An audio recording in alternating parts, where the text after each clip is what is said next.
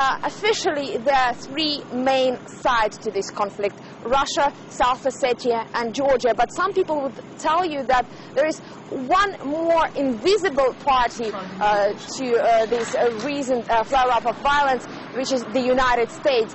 Some Russian officials have been suggesting that Washington carries at least part of the blame for what is happening in South Ossetia, because it has been providing Tbilisi with military assistance as well as with training for its troops.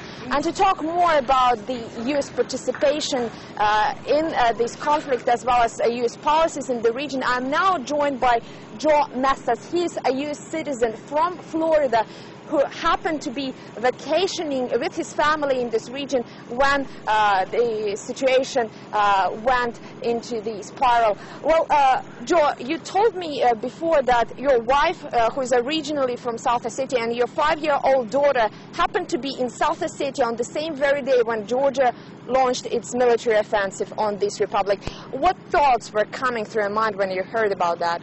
Well, yeah, my wife said that she would be safe in Java. I wanted her to leave, and she said that nothing's going to happen in Java. And then the next morning, after heavy artillery fire, I get a call from my wife, and she said that the Georgian airplane, the fighter plane, has bombed Java, and this happened like about 200 meters away from her parents' home. And so what did she do next? Well, she grabbed my daughter, and her parents said, take some of the neighbors' kids and get out of here. So they hopped in the car and they left. And she called me on the way and told me, and they were terrified. And when my daughter sees an airplane now, she's afraid. She said the airplanes are coming again, and I'm very thankful that they got out with their lives.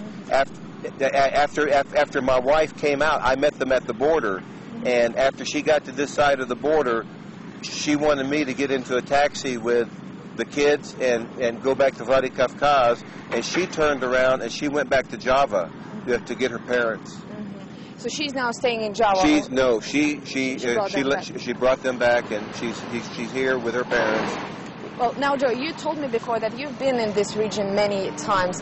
You know about all these simmering tensions between Georgia and South Ossetia. They've been simmering for some years now. But have you ever thought that these could escalate into such violence with so many casualties and with so much destruction on both sides? No, I didn't. In fact, I thought that since the United States has been supporting Georgia, that there would be some control over the situation, and that it would be a peaceful resolution. And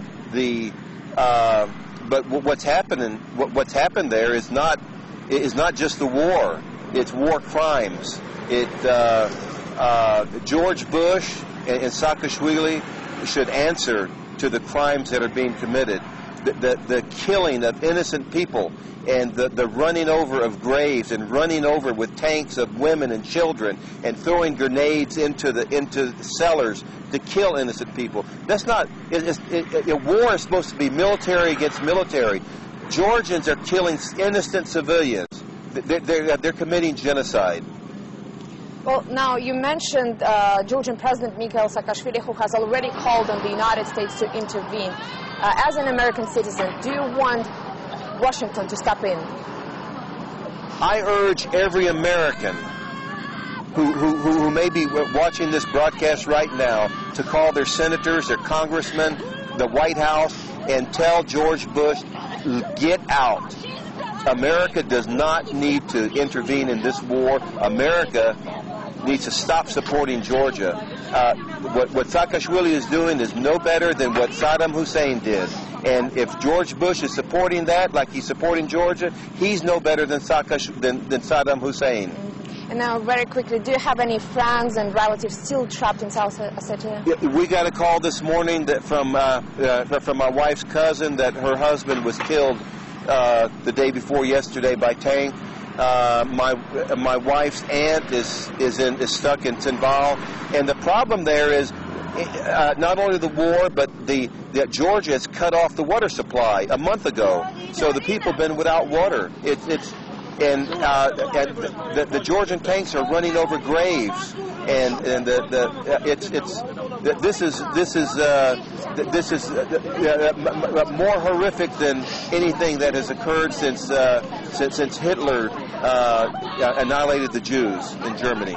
Well, we very much hope that your relatives escape South Ossetia unharmed. It was Joe Nestas, an American citizen from South Ossetia, whose wife and child, a daughter, a 5-year-old daughter, happened to be in South Ossetia on the same very day when Georgia launched its military offensive on the